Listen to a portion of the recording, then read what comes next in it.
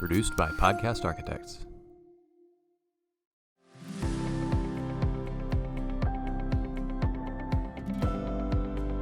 Welcome back to the show. I'm Ben Wiggins, hosting for us this episode, and I'm joined by Brailey Faris from RTI Innovations. Brailey, how's it going?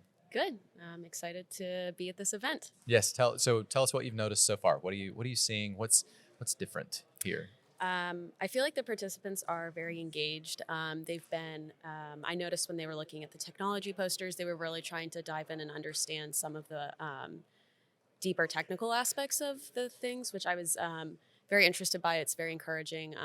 I'm very excited to see the types of business concepts that they're able to come up with based off of those, because, my background isn't in this type of engineering.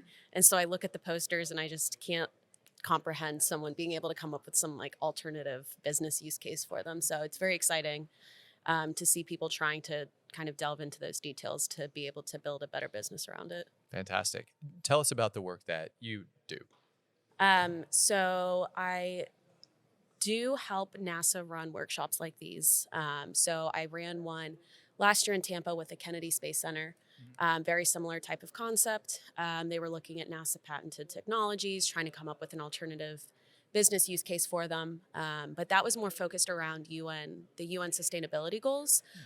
So really focused on, again, sustainability, improving the human condition. So a little bit of a twist from this event itself, where we're focused more on just emerging technology areas of need.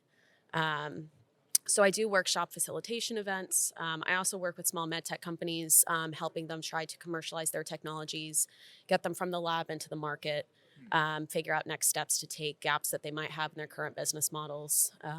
So I spend a lot of time in kind of the business model, early end innovation, commercialization space. How do you feel that landscape has changed over the last year, 2 years, 3 years? What's different, really, maybe post-COVID and post kind of coming back to work? I'd say that it's been very difficult for, I'd say difficult, but companies are having a harder time getting out and actually engaging with their end users when they're starting to develop technologies. So that's a big focus of our work, is making sure that these early stage innovators are actually getting out and engaging with the stakeholders that are not only going to be using their technologies, but in the whole ecosystem of purchasing, influencing, other factors. So really just encouraging, small stage companies to be able to go out, verify their value propositions, understand the customer's needs and challenges. Is something that's coming back, but I think that it was hard to do during COVID because there was no face-to-face interaction. Right. So, Zoom calls only go so far, and, surveys don't get the nuances of the conversation. So, I've seen a lot of kind of small companies that I work with do a lot of survey work, but again, it's not the same as having, a face-to-face conversation, really diving into some of the other details, or even reading facial expressions from, a conversation when you're trying to answer a question. Classic lean entrepreneurship stuff. Get out of the building. Yeah, absolutely. Kind of okay.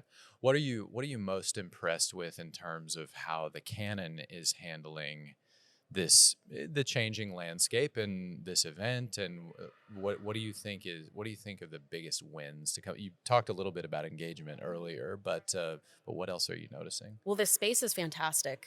First of all, I think it's awesome that they have, I think that they said over 300 companies in this building, and I think that that's really cool because it's, a combination of very small early stage companies that are just starting out to, I saw Chevron downstairs, there's some really big players in this space. And I think it's awesome that everybody's able to, share the same space, be able to go out, talk to each other. I know John mentioned earlier, if you see somebody in their office, feel free to knock on their door and have a conversation with them. Everybody expects that. And I think that's just a really unique thing about this space. I work in an office setting where it's, cubicles, and I feel like the landscape post-COVID is changing towards more collaborative settings. And I think this is exactly, what the landscape is becoming. Any other observations, anything else you were noticing about the sessions, or what stood out to you about the other discussion from today? Post sessions, post conversations in front of the whole group, I've noticed a lot of individual sidebar conversations going on with the NASA folks. I noticed there was some engagement around potentially licensing the technologies, which is really encouraging. That's obviously a metric of success for NASA, but also potentially the Canon, to be able to bring in a small company that has just licensed out a NASA technology.